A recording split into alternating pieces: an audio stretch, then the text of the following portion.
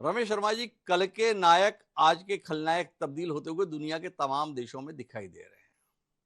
जिस बांग्लादेश को अस्तित्व में लाने में भारत ने मुख्य भूमिका निभाई थी, उसी देश में भारत को खलनायक के तौर पर देखने की कोशिश की जा रही है। और जो उस आजादी के संघर्ष का नायक था, उसका जो हाल हो रहा है वो भी हम देख ही रहे हैं। क्या कहते हैं, हम भी उस दिशा में आगे बढ़ रहे हैं क्या? महात्मा गांधी के संदर्भ में नई पीढ़ी और वर्तमान पीढ़ी क्या सोच रही है, क्या देख रही है? देखिए, जहां तक मैं समझता हूं, गांधी जी का व्यक्तित्व राजनीतिक निर्णयों पर किसी का समर्थन, किसी का विरोध हो सकता है, लेकिन उनका जो चिंतन था, उनका जो दर्शन था, वो एक सामान्य व्यक्तित्व छोड़ दीजिए, विशिष्ट मनुष्यों से भी बहुत ऊपर था। मुझे ऐसा लगता है कि उन पर कोई प्रज्ञा काम करती थी। आप कल्पना कर सकते हैं, उन्होंने जो सत्य के मेरे प्रयोग लिखा, उन्होंने ग्राम स्वराज जिस तरीके से लिखा, उन्होंने भविष्य का जो दर्शन दिया, वो बहुत अद्भुत है। और मैं समझता हूं, राजनेता भाजपा का हो या कांग्रेस का हो, मुझे लग रहा है कि वो उस दर्शन को समझ ही नहीं पाए।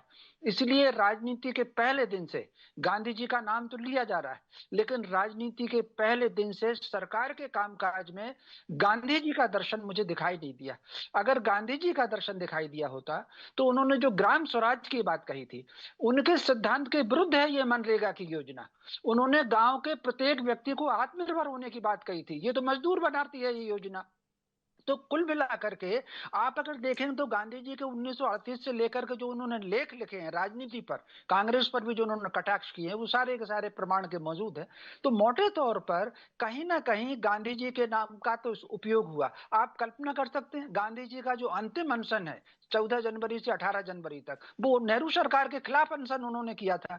तो कुल मिलाकर के गांधी जी राजनीति में अप्रासंगिक अपने जीवन काल में ही हो गए थे।